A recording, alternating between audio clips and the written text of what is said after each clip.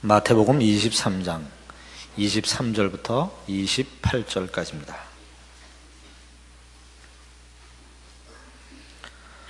화 있을진저 외식하는 서기관들과 바리새인들이여, 너희가 박하와 회향과 근처의 11조를 들이되 율법에 더 중한 바 의와 인과 신은 버렸도다.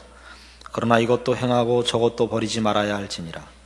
소경된 인도자여, 하루살이는 걸러내고 약대는 삼키는도다. 화 있을진저 외식하는 서기관들과 바리새인들이여, 잔과 대접의 겉은 깨끗이 하되 그 안에는 탐욕과 방탕으로 가득하게 하는도다. 소경된 바리새인아, 너는 먼저 안을 깨끗이 하라. 그리하면 겉도 깨끗하리라.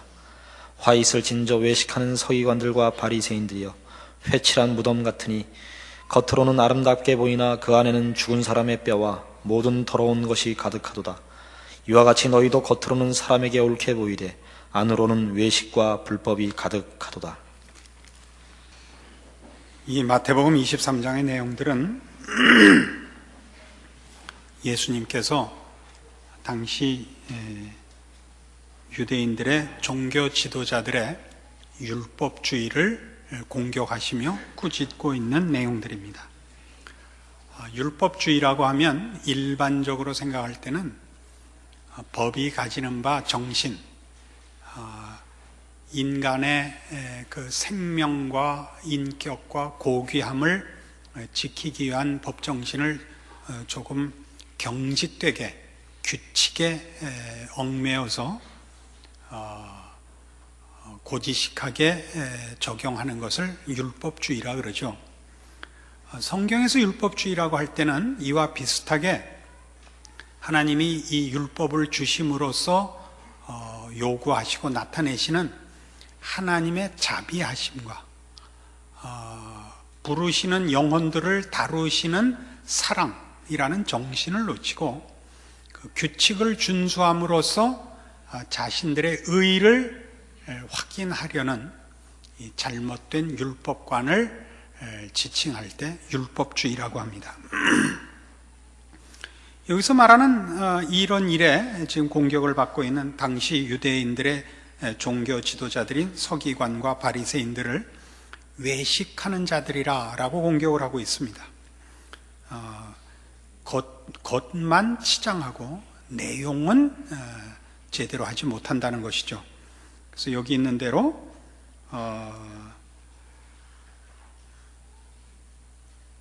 박하와 회향과 근체의 11조를 들이되 율법에 더 중한 바 의와 인과 신은 버렸도다, 이렇게 나오는 것입니다.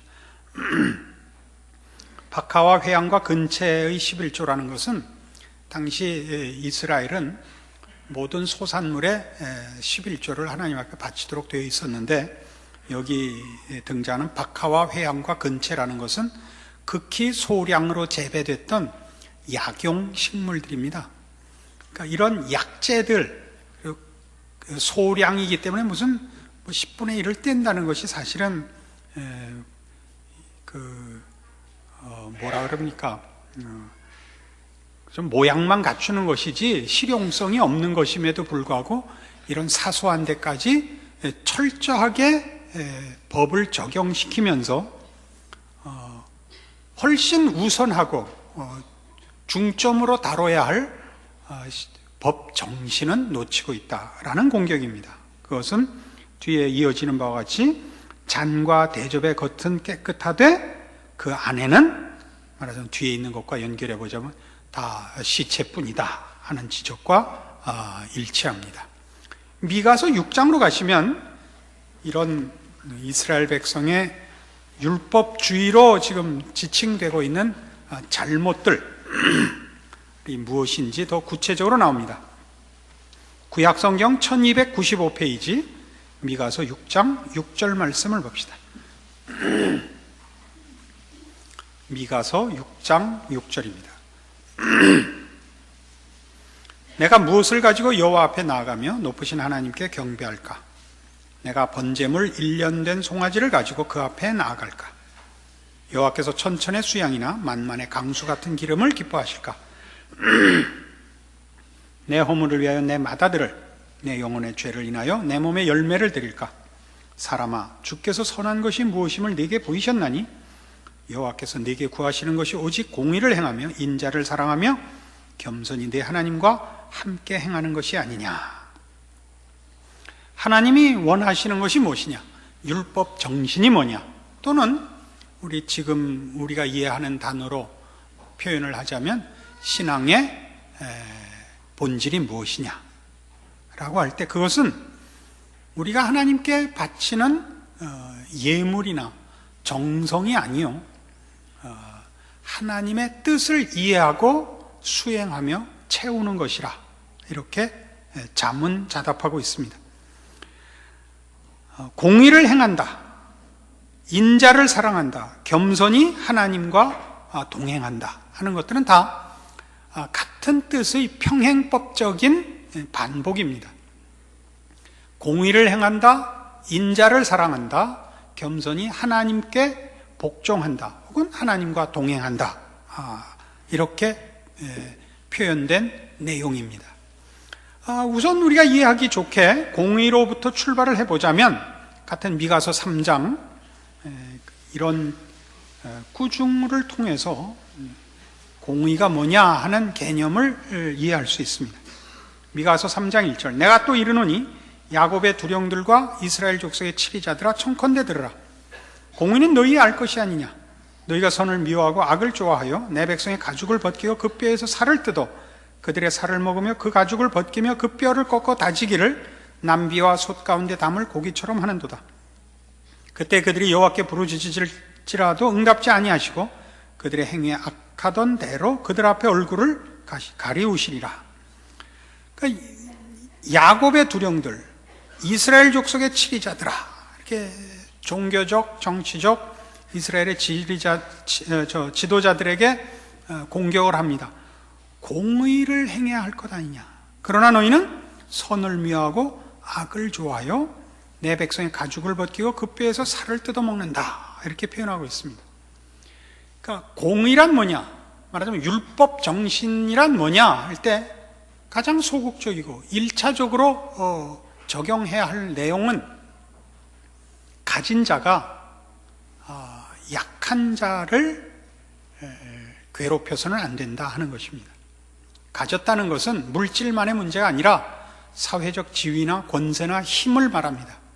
강한 자가 약한 자를 괴롭히거나 억압하거나 해서 자신의 이익을 도모하거나 자신의 영광을 구하여 독선으로 흐르고 무질서해지는 이기심과 자존심의 확인의 그 싸움을 제어하는 것이 법의 그 1차적인 목적입니다. 그런데 이런 일을 말하자면 하나님을 모르고 신앙이 없는 자들에게서 이런 일이 일어나는 건 당연합니다만, 신앙이 있다, 하나님을 믿는다, 하나님의 법을 시행한다 하는 차원에서도 이런 일이 일어난다는 사실에 대하여 우리가 놀라야 됩니다. 그러니까 지금 예수님께서 율법주의를 공격하는 것은 그런 차원에서 율법의 내용을 제대로 이해하지 못하면 율법주의로 흐를 수밖에 없고, 그리 될 때는 믿지 않는 자들이, 법 없는 자들이 약육 강식과 강한 자의 폭거들로 혼동과 무질서가 결과되듯이 신앙이라는 이름으로, 법이라는 이름으로도 그 법 정신을 제대로 이해하지 못하면 방불한 사태가 벌어질 수 있다라고 말씀하시는 셈입니다. 예레미야 7장에 가보십시다. 구약성경 1061페이지입니다.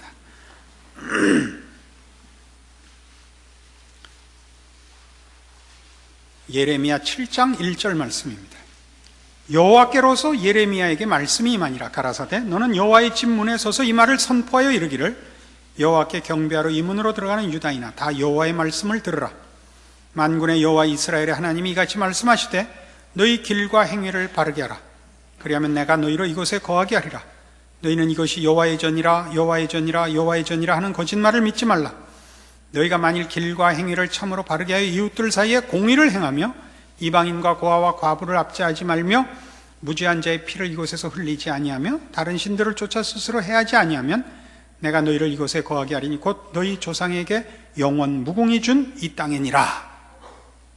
예레미야 선지를 불러 하나님께서 성전 문에 서서 거리로 출입하는 백성들에게 이것이 여호와의 전이라 하는 거짓말을 믿지 말라라고 외치라고 명하십니다.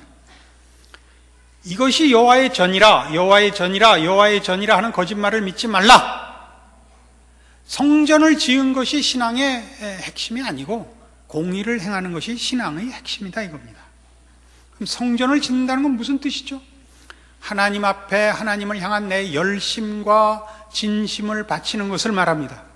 그러나 성경이 우리에게 가르치는 것은 우리에게 필요한 것은 하나님을 향하여 우리가 바쳐내는 어떤 예물들이 아니라 하나님께만 있는 것들을 우리가 받아내야 하는 것입니다. 하나님께만 있는 것은 거룩한 것들을 의미하는 것입니다. 사랑과 의와 진리와 거룩함들을 말합니다. 그래서 우리가 해야 하는 신앙의 내용들은 우리가 하나님 앞에 무엇을 쌓아서 하나님을 감복시키는 것, 이것이 신앙이 아니고 하나님의 명령을 따라서 우리 안에는 없는 것, 우리가 만들어낼 수 없는 거룩에 속한 것들을 채우고 그것으로 우리의 원리를 삼으며 성품을 삼아야 되는 것을 말합니다. 그런데 바로 이런 일들을 하나님께로부터 우리가 하나님께 속하고 거룩에 속한 것을 받아야 하는 것을 모르면 제사를 지낸다든가 신앙을 갖는다는 것이 그런 하나님의 뜻을 쫓으며 마음을 받는 표현이 아니라 나는 할 일을 했다, 나는 신앙인이다, 나는 종교인이다 라는 이제부터 하려는 독선과 횡포를 면제받는 면죄부가 된다 말입니다. 그러니까 너희는 이것이 여호와의 전이라 여호와의 전이라 하는 거짓말을 믿지 말라는 얘기는 여호와의 전을 지을 열심이 있으면 그 열심이 하나님의 뜻을 수용하는 것으로 가야 하는데 여호와의 전이라는 걸 세워 놓음으로써 이제부터 하는 너희의 모든 죄악된 일들의 면죄부를 받은 것에 불과하지 않느냐라는 지적입니다. 그것이 8절 이하의 말씀입니다. 너희가 무익한 거짓말을 의뢰하는도다. 너희가 도적질하며 살인하며 간음하며 거짓 맹세하며 바알에게 분향하며 너희 알지 못하는 다른 신들을 쫓으면서 내 이름으로 일컬음을 받는 이 집에 들어와서 내 앞에 서서 말하기를 우리가 구원을 얻었나이다 하느냐? 이는 이 모든 가증한 일을 행하려 함이로다. 내 이름으로 일컬음을 받는 이 집이 너희 눈에는 도적의 구렬로 보이느냐? 보라, 나곧 내가 그것을 보았노라. 여호와의 말이니라. 너희가 왜 이 성전을 지었느냐? 너희가 도적질하려고 강도질하려고 지었느니라 이거예요. 이게 무슨 뜻이죠? 말이 안 맞아 보이잖아요. 여호와의 전을 지어놓음으로써 모든 사람 앞에 저 사람은 신앙인이라, 저 사람은 하나님의 뜻을 사모하는 자라 라는 말하자면 면허증을 받은 셈이 됐죠. 그래서 그 다음부터 하는 그의 모든 죄악된 이기적이고 독선적인 모든 일에 이게 면죄부가 됐다고요. 이게 말하자면 지금 예수님께서 화 있을진저 너희 서기관들아 바리새인들아 라고 말씀하시는 표현의 핵심된 내용인 것입니다. 오늘날 우리 시대에 어느 시대나 마찬가지로 기독교 신앙이 무엇에 도전을 받으며 유혹을 받느냐? 바로 여기에 유혹을 받습니다. 율법주의에 도전을 받습니다. 그것은 우리가 아까도 본 바와 같은 사소한 문제까지 철저하게 신앙 규칙을 적용시켜서 자신이 신앙인이라 스스로 속이고 본인이 속이는 줄 대부분 모르죠. 그리고 가장 중요한 기독교 신앙의 중심되는 내용을 놓치는 것입니다. 어떻게 놓쳤는가 대표적인 예를 한번 볼까요? 마태복음 12장 1절 이하의 말씀을 봅시다.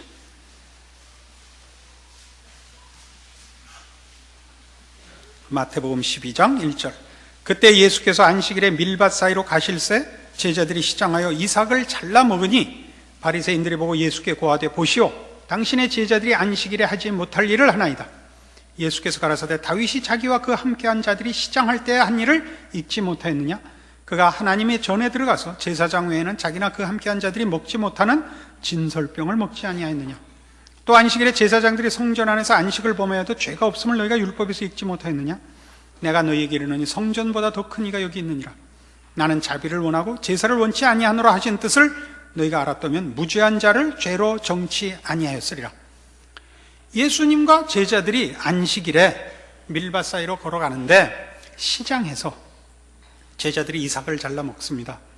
그러자 틈을 엿보고 있던 바리새인들이 문제를 삼았죠. 왜 안식일에 규례를 범합니까? 그래서 예수님의 답은 이겁니다. 제사보다 자비가 우선한다, 이겁니다. 모름지기 남의 잘못을 지적하는 것이 진리를 지키기 위해서 하는 차원이라면 그것은 얼마든지 필요한 일입니다만, 그 사람을 잡자고 하는 것이면 기독교 신앙의 정신에 위배됩니다. 누구를 잡는 이유는, 누구의 범법 사실을 밝혀내어 그를 심판하는 이유는 나는 죄 짓지 않았다는 증명이기 때문에 그렇습니다. 그러니까 법이라는 것이 아까도 얘기했듯이 약한 자를 지키기 위하여 강한 자를 제어하는데 그 뜻이 있습니다. 그것은 강한 자에 뭘 제어시키느냐? 강한 자의 포탈,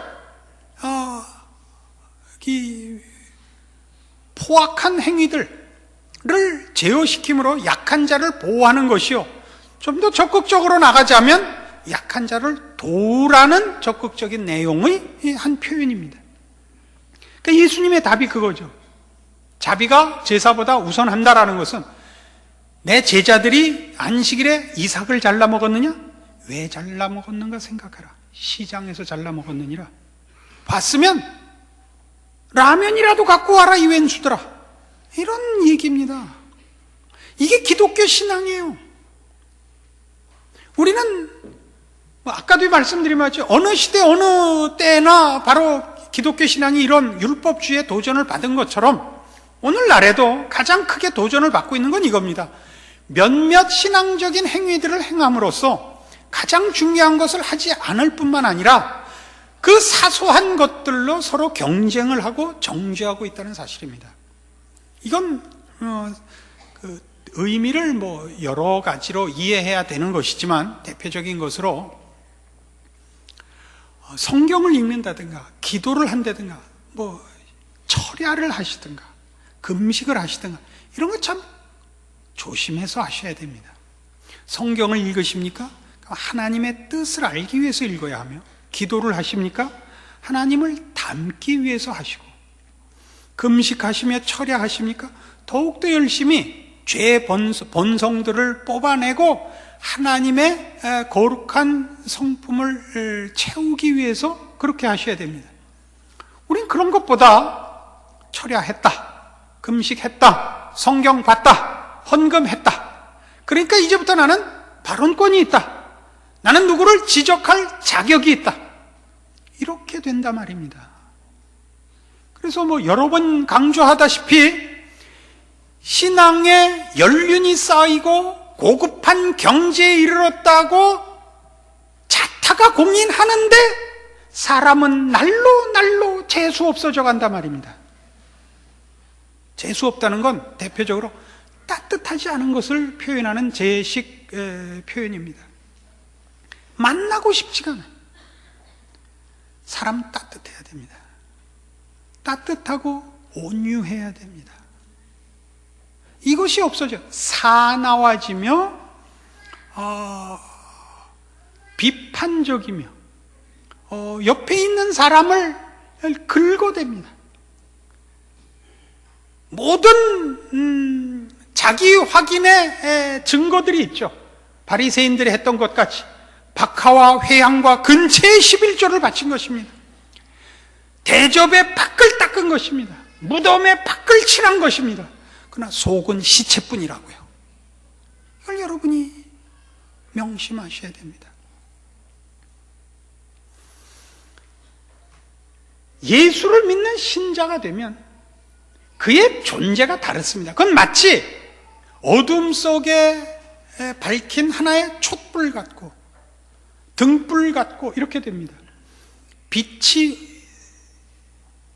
있으면 어두움은 무슨 방법이 없습니다. 빛 앞에 어두움은 쪽을 못 쓰는 법입니다. 그러니까 생명을 가지고 하나님을 닮은 거룩한 존재로 우리의 신앙이 제대로 채워져 있으면 우리의 존재, 우리의 그 반응, 우리의 인색 이런 것들은 다 세상이 감당치 못할 존재가 되고 어떻게 저들이 할 수 없는 영향이 됩니다. 이것이 성경이 요구하는 신앙의 핵심들입니다. 고린도전서 4장에 가보십시다. 사도 바울이 고린도 교회 교인들의 잘못된 시장을 꾸짖으면서 바로 이런 개념을 사용하고 있습니다. 고린도전서 4장 14절 이하의 말씀을 봅시다. 내가 너희를 부끄럽게 하려고 이것을 쓰는 것이 아니라 오직 너희를 내 사랑하는 자녀같이 권하려 하는 것이라. 그리스도 안에서 1만 스승이 있을 때 아비는 많지 아니하니 그리스도 예수 안에서 복음으로써 내가 너희를 낳았음이라. 그러므로 내가 너희에게 권하노니 너희는 나를 본받는 자들아. 이를 인하여 내가 주 안에서 내 사랑하고 신실한 아들 디모데를 너희에게 보내었노니 저가 너희로 하여금 그리스도 예수 안에서 나의 행사 곧 내가 각처 각 교회에서 가르치는 것을 생각나게 하리라. 어떤 이들은 내가 너희에게 나아가지 아니할 것까지 스스로 교만하여졌으나 그러나 주께서 허락하시면 내가 너희에게 속히 나아가서 교만한 자의 말을 알아볼 것이 아니라 오직 그 능력을 알아보겠노니 하나님의 나라는 말에 있지 아니하고 오직 능력에 있음이라. 하나님의 나라는 말에 있지 않고 능력에 있다는 게 뭘까요?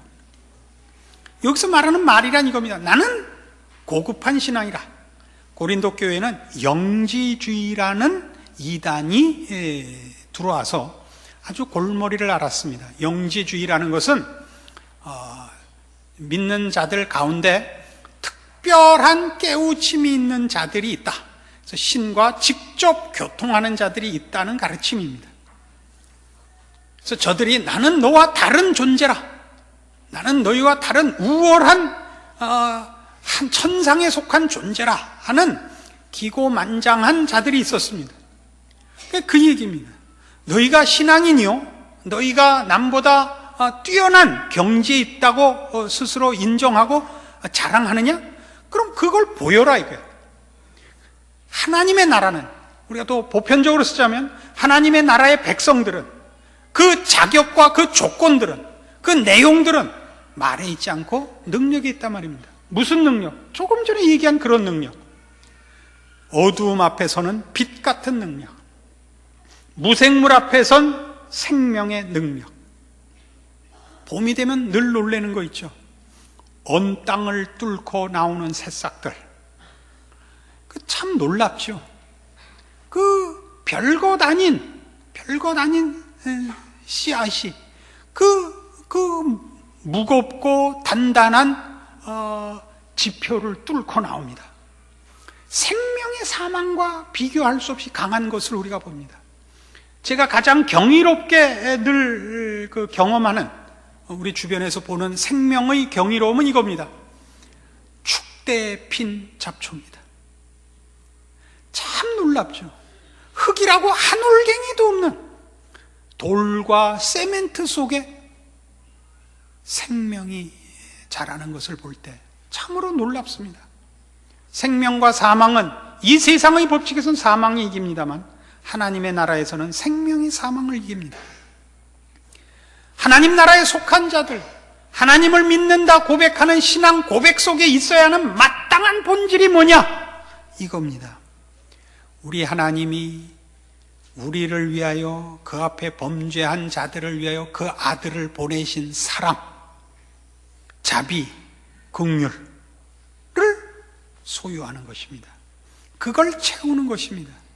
그런 내용들로 반응하며 영향을 행사하며 그런 것들로만 습관되어지며 원칙되어 있으며 발동이 걸리며 힘을 쓰는 그런 존재들 말입니다. 그것이 말하자면 지금 이 화 있을진저 너희 외식하는 바리새인들아 서기관들아 라는 그런 공격으로서 부정적으로 확인시키는, 칭찬받아 마땅한, 그리고 꼭 그래야만 하는 책임 있는 신앙의 본질들에 대한 설명입니다. 여러분의 신앙을 여러분은 무엇으로 점검하고 있습니까? 좋은 교회, 무슨 좋은 목사, 또는 큰 사업, 이런 것들로 핑계댈 수 없습니다. 그런 건 다 말에 속한 것입니다. 여러분들의 참다운 신앙의 점검은 여러분이라는 존재 자체, 인격, 여러분의 성품, 여러분에게 일어나는 모든 일들에 대하여 반응할 때에 그 반응을 결정하는 원리, 그 판결의 기준들에 있습니다. 그런 것들이 제사보다 우선하는 자비로, 우리 아까 미가서 6장에서 본 바와 같은 공의와 인자를 사랑함과 겸손히 하나님과 동행하는 것, 하나님의 신령한 것들로 채워진 새로운 사람의 내용들로 여러분의 신앙은 점검되어야겠고 존재해야겠고 쌓여져야겠고 발휘되어야 할 것입니다. 그럴 때 여러분은 예수를 믿는다, 하나님을 아버지라 부른다 라는 표현이 갖는 무한한 감사거리와 기적과 그런 자리에 이르게 된 여러분의 구원을 감사하시게 될 겁니다. 기도하십시다. 하나님 아버지, 은혜를 감사합니다. 하나님의 사람으로 부름을 받고 그리스도 예수 안에 있는 신자된 우리의 운명과 존재와 그 내용이 얼마나 영광된 것이며 하나님께 속한 것이며 우리의 의를 주장함이 아니요 하나님의 영광이 드러나는 일인가를 확인하며 감사드립니다. 못난 자존심의 싸움에서 벗어나게 하시고 남의 눈에 티끌을 찾아내는 심판과 투기에서 벗어나 하나님의 백성이 마땅히 가져야 하는 제사장 직분을 수행하는 자비롭고 용서하고 덮어주고 사랑하고 이런 모든 일을 위하여 희생하고 십자가를 지는 마땅한 신자의 길을 걷는 우리의 존재와 삶이 되도록 오늘의 말씀을 우리 안에 각인하시고 이 말씀으로 우리의 전평생을 붙들어 하나님 앞에 칭찬받는 우리가 되게 하여 주시옵소서. 예수님 이름으로 기도합니다. 아멘.